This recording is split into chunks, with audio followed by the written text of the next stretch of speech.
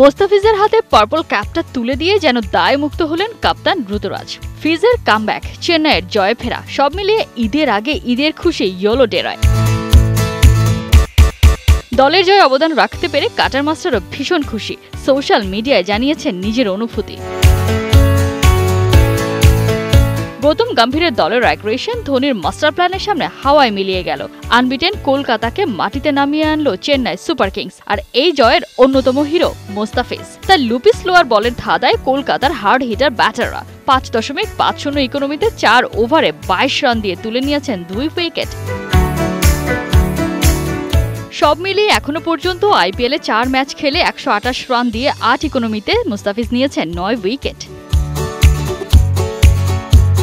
এই মুস্তাফিজকে দেখে নিঃসন্দেহে আফসোসে পড়ছে সেই দিল্লি ক্যাপিটালস। গেল সিজনে 2 ম্যাচ দেখে ফিজকে বসিয়ে দেওয়া হয়েছিল বেঞ্চে, আর সিজন শেষ হতে মুস্তাফিজকে রিলিজ করে দেয় ফ্র্যাঞ্চাইজিটি। দিল্লি ক্যাপিটালসের জার্সিতে ফিজের কপালে জুটেছিল কেবল 2 ম্যাচ, ওভার পেয়েছিলেন 7টা, ইকোনমি 11.29তে নিয়েছিলেন 2 উইকেট। বাংলাদেশি বলেই কি ফ্র্যাঞ্চাইজিটির এমন জিরো টলারেন্স? এই ভাবনাকে যারা দিয়ে বেড়াচ্ছেন আবেগের তকমা, তাদের জন্যই জলজান্ত উদাহরণ এন্ড্রিক নরকিয়া। চলতি আইপিএলে দিল্লির পেসার নরকিয়াকে সামনে পেয়ে যেন ব্যাটাররা মেতে ওঠে তাণ্ডব নৃত্যে। মুম্বাইয়ের বিপক্ষে শেষ ম্যাচটা বোধহয় এখনো তাড়িয়ে বেড়াচ্ছে এই প্রোটিয়াকে। ডেথ ওভার স্পেশালিস্ট তকমা পাওয়া নরকিয়াকে নিয়ে ছেলে খেলায় মেতেছিল রোমারিও শেফার। 1 ওভারে তুলে নেন 32 রান। সেই ম্যাচটায় নরকিয়ার ইকোনমি গিয়ে দাঁড়ায় 16.25।